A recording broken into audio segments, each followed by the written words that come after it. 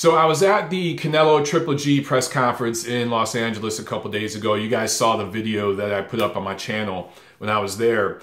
And I talked to a bunch of fans when I was there, just about a few different things going on in the sport, some recent fights, some controversies, and of course, the big matchup coming up September 16th. One fan brought up a really interesting point, though, that I hadn't thought about. And he talked about, you know, hey, remember a couple years ago when people were saying that Golovkin needs to move up, he needs to fight Andre Ward at super middleweight? This goes back to like mid-2015, and these rumors circulated. Remember, it was Irizlandi Lara, he was ducking him, then he was ducking Andre Ward. And he said, man, no one's talking about that no more. And you look at the trajectory of both guys' careers the last couple years, and it's funny how no one's talking about this.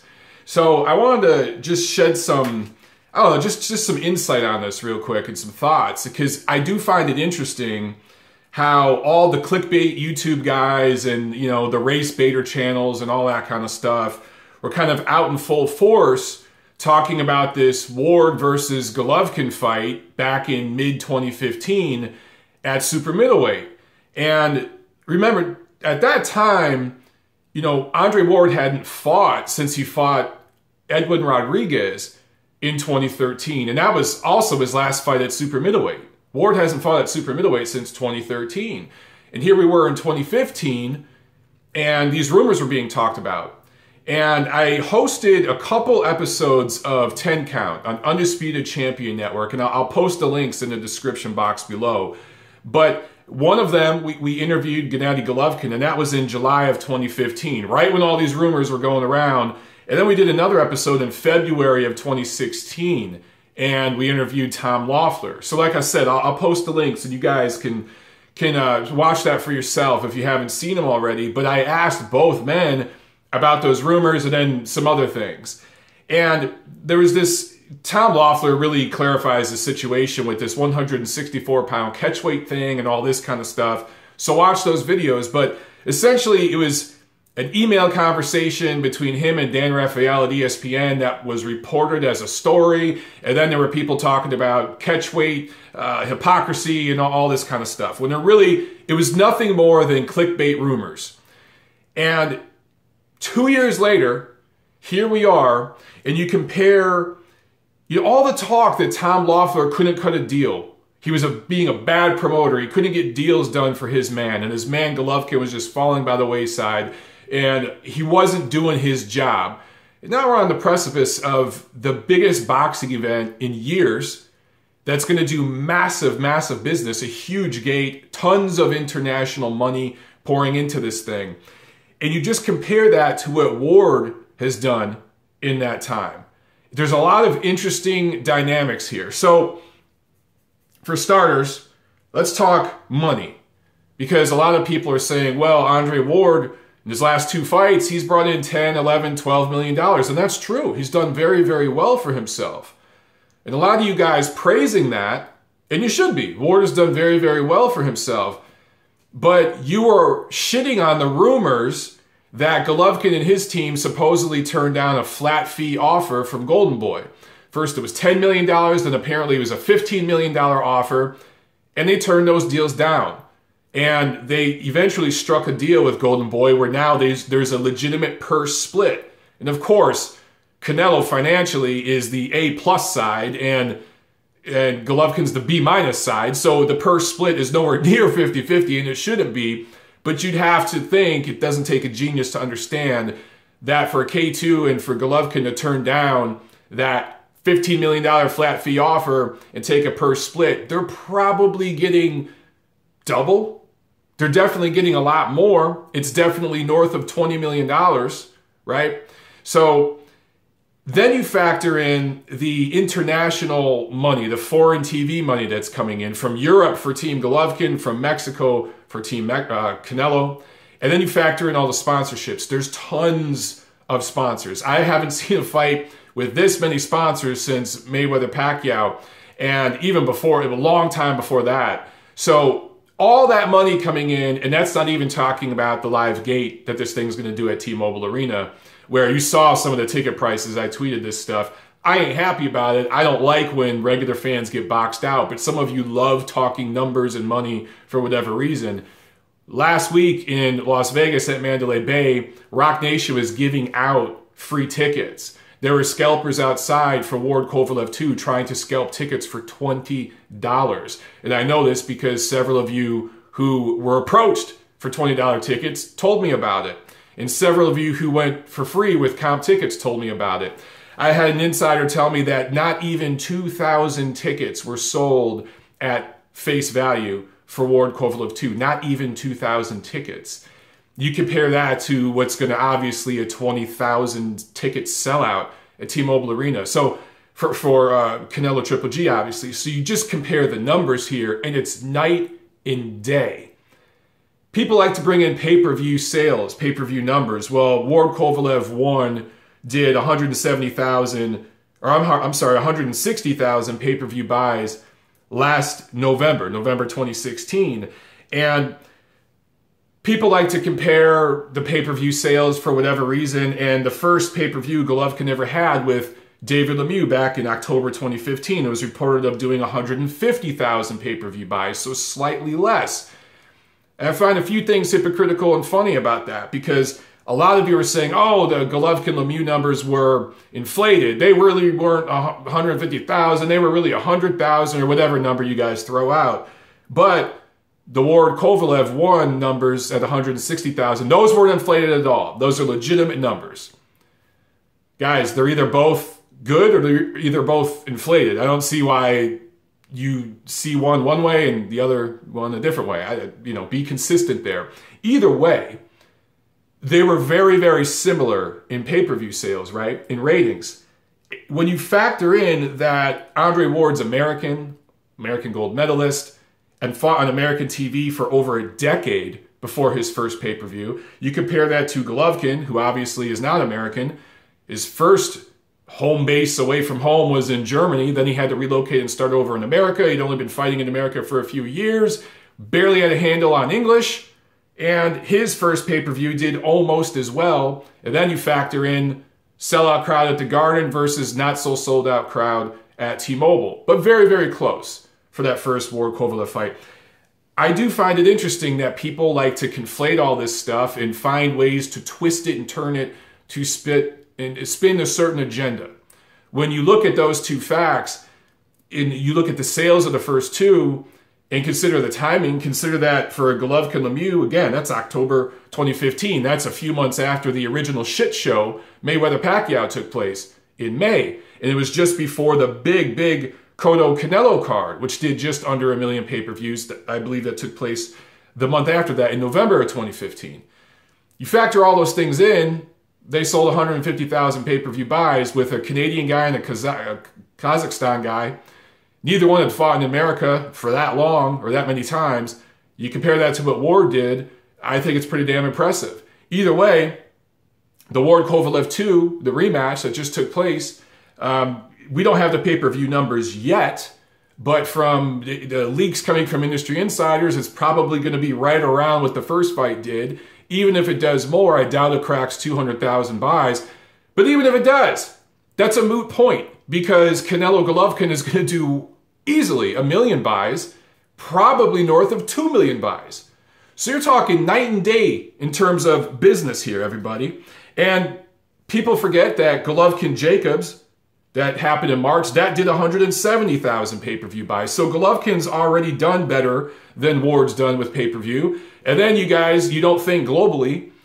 When Golovkin fought Brook over in the UK, number one, that was a huge brand building exercise for him. He made a lot of money. He was paid handsomely to go over there and fight.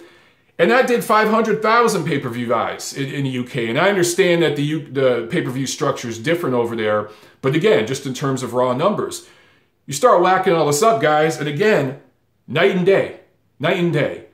And I make this video just to bring up this point because I just thought it was very interesting. It was something I hadn't thought about. It's something that just kind of fell under the radar. It just went hush. After all the hoopla and the back and the forth and stuff on those race-baiting YouTube channels. And it is interesting how this type of pattern repeats over and over and over.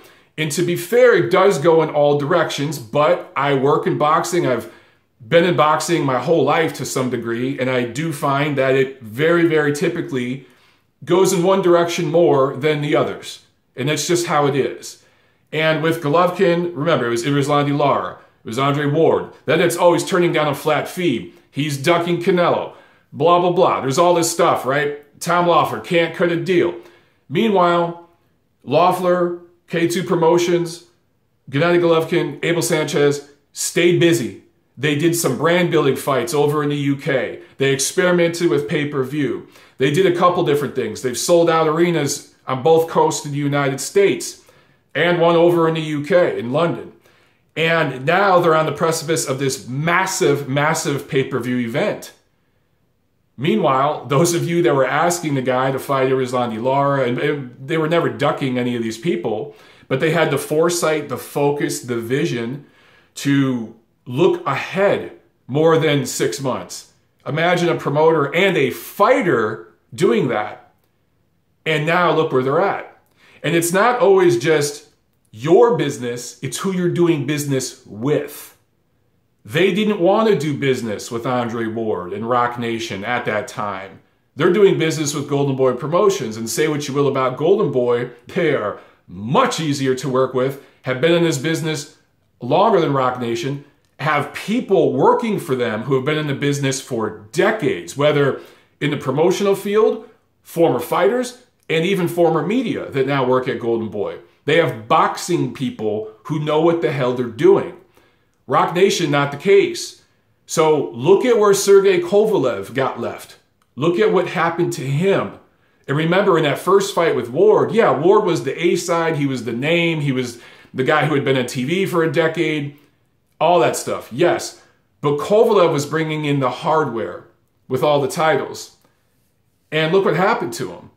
And then say what you will about the rematch, and some of the things about the rematch will be debated forever, but Kovalev and his people did not have the focus, the foresight to see ahead and to see who they were doing business with. And you see what happened to them. And now Kovalev was in a position where with the rematch, again, there was a contract, but Andre Ward really doesn't honor contracts. They sort of honored the rematch contract, but they wanted to renegotiate it, and they were not going to take the rematch if they couldn't renegotiate some terms. And Main Events was going to sue Team Andre Ward. So you had a situation where Ward and Kovalev would have either been out of the ring fighting in court for a year or two until probably, I don't think the rematch would have ever happened. I think Rock Nation probably would have ended up giving some money to Sergey Kovalev, and they just would have parted ways and left it at that. So that's either what would have happened, or Kovalev basically just said, give them what they want, make the damn fight. And Rock Nation and Team Ward, because they really didn't like Main Events and Kovalev, to kind of punish them, squeeze them, they boxed Main Events out financially to where they were left in a position where basically they said, Sergey, we'll give you 75 cents for every dollar that we make on this thing, but that's really all we can give you without us losing money. And we're not in a position where we can lose money. We're not backed up by billionaires. You guys forget Rock Nation Sports is a massive company.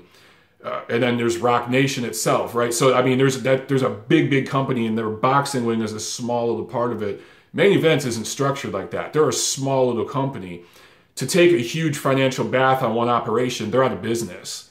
So they're just not in a position where they could say, we'll lose $5 million, but here you go, Sergey, here's $4 million, and we'll just take a loss here. They can't do that. So Sergey's getting 75 cents for every dollar Kathy Duva makes, and he's probably getting some foreign money as well.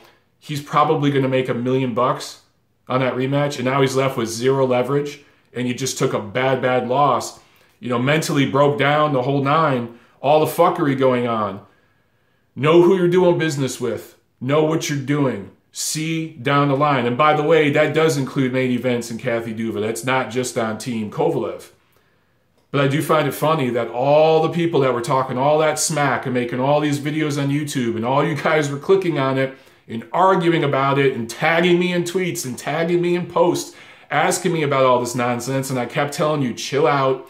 The fight with Canelo is going to happen. Remember how many of you kept saying it's never going to happen, never going to happen. And I kept telling you it will happen. Relax. Go back and look at my channel back in 2015. I was telling you the fight was eventually going to happen. Look on my work on Undisputed Champion Network and other places. I told you the fight was going to happen. Stop giving these race baiting, clickbaiting, racist, biased, just not knowledgeable channels so much credit and so much love. Stop falling into the Twitter chatter. In this age of Twitter, social media, that stuff gets going back and forth, and you guys, there's a lot of minutia there, and you can get caught up in it. Stay focused, look long term, and you'll see that the teams, the fighters who get it, who understand the business and what they're doing, long term, they come out on top. And that's what happened here. You're going to get Canelo-Golovkin, win, lose, or draw. This is going to do big, big business. And if it's close and controversial, let's just hypothetically say that Canelo gets a Vegas decision, right? And it looks very much like, let's say, Ward-Kovalev, like it looks like that first fight. Except Canelo is even more of an insider in that institution there. And Golovkin's boxed out. Well, yeah, there's no rematch clause for Golovkin, but the fans are going to demand a rematch. It might not happen right away, but maybe next September it happens. Another massive, massive fight with huge demand and interest that's going to make people tens of millions of dollars on both sides. Say Golovkin wins a highly disputed decision and people feel that Canelo deserves it. Well, he has a rematch clause. So, boom, there's immediately a rematch next May around the Mexican holiday. That's going to do huge numbers. So, guys, win, lose, or draw, there really is no lose part of the win, lose, or draw here for both fighters and both teams. I'm just saying this is the kind of stuff that people forget about. They have all this chatter and all this debate, and then they kind of let it go and just forget about it. And they don't talk about it when they're proven wrong. So here's another case of that. And I just thought it was interesting. This one fan brought it up to me when I was at the press conference a couple of days ago, and I thought it deserved some chatter and some talk. And now it's all finalized. And this guy couldn't get a deal, and this guy's ducking that guy, and they're turning down this money, and they're stupid for that. Well, now who's saying any of that? Nobody. Everyone's silent. They're moving on to the next rumor to spin and all that. They're talking about the shit show in August. So just recognize real from fake going forward. And you guys know which channels you should support. You know which boxing websites, which Twitters you should support. You guys know the fakes from the real. So just pay attention to what you're clicking on. It's just like I say with YouTube, right? Or I'm sorry, with pay-per-view, buyer beware. With YouTube, Twitter, all these sites, it's clicker beware.